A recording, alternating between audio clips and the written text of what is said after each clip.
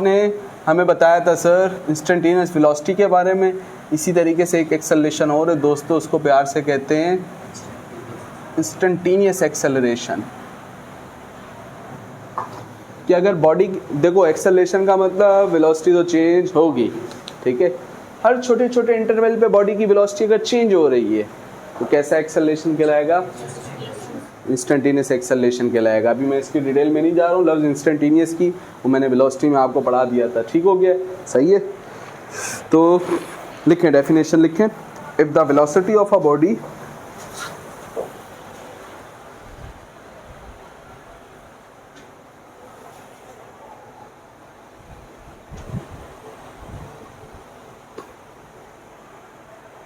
if the velocity of the body changes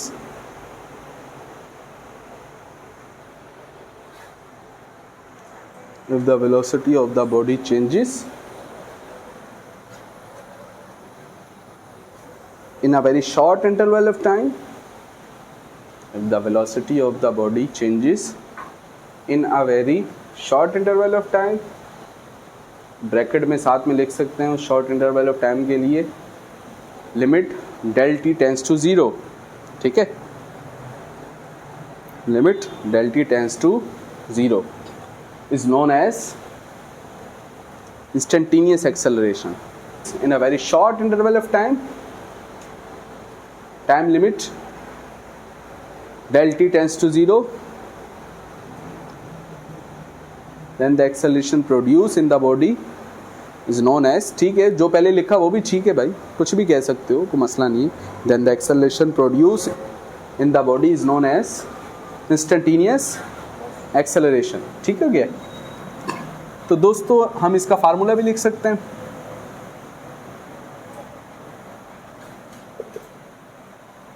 तो instantaneous acceleration, भाई acceleration तो होता क्या है सर? चेंज इन वेलोसिटी, यानी del v divided by time. आप चाहो इस टी को भी डेल टी कह दो, डजंट मैटर। टी का मतलब वो टाइम जो कि वेलोसिटी का चेंज होते हुए लग रहा है, ठीक हो गया, सही। आप उसका नाम डेल टी भी रख दो तो कोई मसला नहीं है, ठीक है, ओके। तो अगर इसे इंस्टेंटेनियस बनाना है तो साथ में टाइम का लिमिट लगाना है, ये तो शेर बन गया भाई। अगर इसको इंस्टेंटेनियस बनाना है तो साथ में टाइम का लिमिट लगाना है, क्या? Del t tends to zero. कौन सा एक्सेलरेशन है? इंस्टेंटेनियस। तो दोस्तों इसको शो करेंगे AINS, यानी इंस्टेंटेनियस एक्सेलरेशन, ठीक हो गया।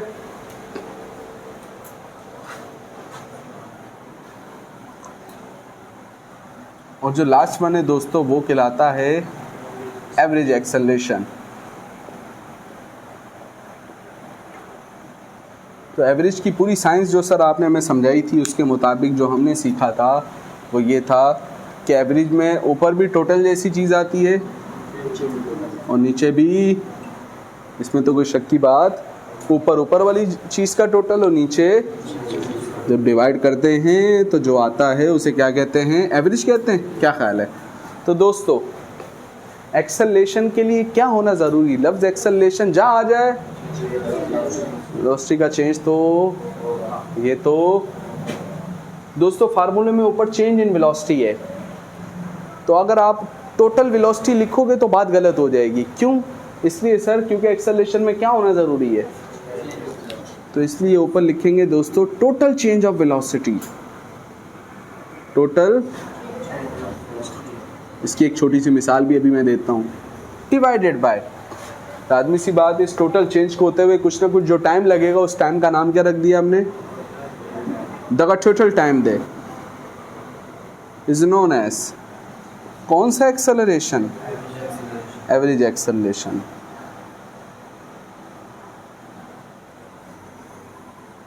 कौन सा एक्सेलरेशन? Average acceleration.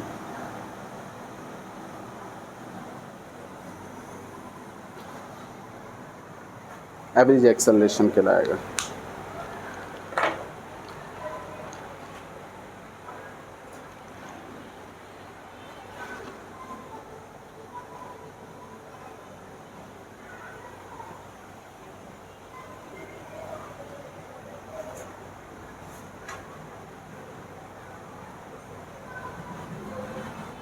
ठीक हो गया जी, नोट कर लिया।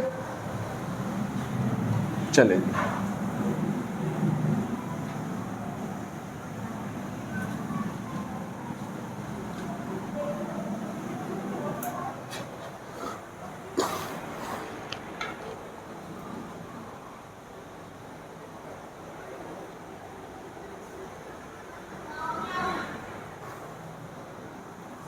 दोस्तों, एक टेक्निकल जुमला और आता है, ज़रा समझना। ये भी एग्ज़ाम की एमसीक्यू है, एनईडी की एमसीक्यू है, डाउ की एमसीक्यू है और बड़ी टेक्निकल बात है। देखो दोस्तों, किसी भी चीज़ की एवरेज लेने की ज़रूरत क्यों पड़ती है, ये भी मैंने आपको बताया था।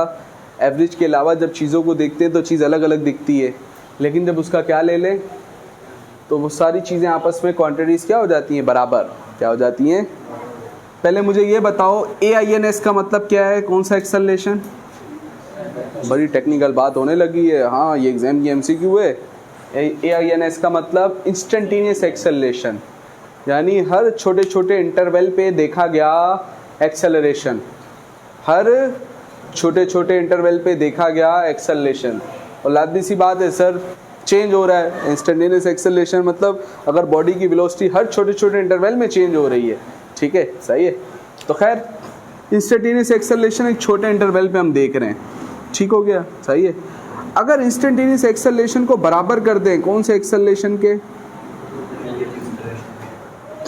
देखो, इंस्टेंटेनियस एक्सेलरेशन अलग होता है, यानी होता वेरिएबल एक्सेलरेशन है, लेकिन कितने इंटरवल में देख रहे होते हैं? शॉर्ट इंटरवल में देख रहे होते हैं दोस्तों। तो अगर इंस्टेंटेनियस एक्सेलरेशन और एवरेज एक्सेलरेशन कैसा वाला एक्सेलरेशन?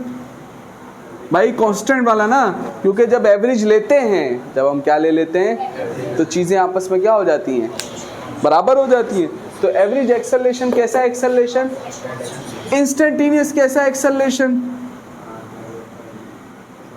वेरिएबल वाला। कैसा वाला? तो इंस्टेंटेनियस एक्सेलरेशन को अगर बराबर कर दिया जाए किसके? If the instantaneous acceleration is equal to average acceleration, it means the body is moving with, अगर ये एवरेज के बराबर हो गया है तो इसका मतलब बॉडी कैसे एक्सेलरेशन से मूव कर रही है? कांस्टेंट एक्सेलरेशन से मूव कर रही है। कैसी टेक्निकल बात है, दोबारा गौर करते हैं सर। AINS इंस्टेंटेनियस एक्सेलरेशन, हर छोटे छोटे इंटरवल पे चेंज होने वाला एक्सेलरेशन, यानी तो सर एवरेज क्यों लेते हैं?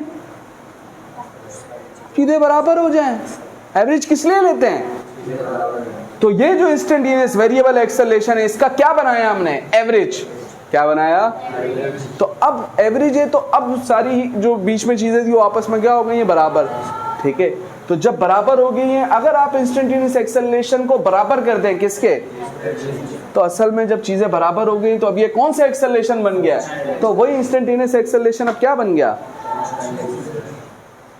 ठीक हो गया। चलो ये जुमला नोट कर ले। If the instantaneous acceleration becomes equal to average acceleration, then the acceleration of the body is said to be moving with dash acceleration, यानी कांस्टेंट एक्सेलरेशन। दोस्तों, इसी की एक और मिसाल बनाई जा सकती है, ये भी एग्जाम की एमसीक्यू है, बड़ी टेक्निकल किस्म की एमसीक्यू है दोस्तों। वो ये है कि AINS के बजाय अगर हम ले लें VINS, यानी अगर इंस्टेंटेनियस स्पीड या वेलोसिटी ले लें, VINS इंस्टेंटेनियस वेलोसिटी, हर छोटे छोटे इंटरवल पे चेंज होने वाली वेलोसिटी, अगर इसको कंपेयर कर दें, बराबर कर दें, कौन सी वेलोसिटी के? एवरेज वेलोसिटी के, यानी अलग अलग थी, एवरेज ने क्या कर दिया, बराबर। तो जब बराबर कर दिया है तो मूवमेंट एक जैसी हो रही है, जब मूवमेंट एक जैसी हो रही है तो कैसी वेलोसिटी बन जाएगी? कांस्टेंट वेलोसिटी बन जाएगी। कैसी वेलोसिटी बन जाएगी? तो इसमें जुमला क्या बनेगा बताओ? If the instantaneous velocity of a body becomes equal to average velocity, then the body is said to be moving with dash। चलो ये जुमला भी लिख लो अपने पास, नकल करेंगे अकल के साथ अपनी कॉपी से।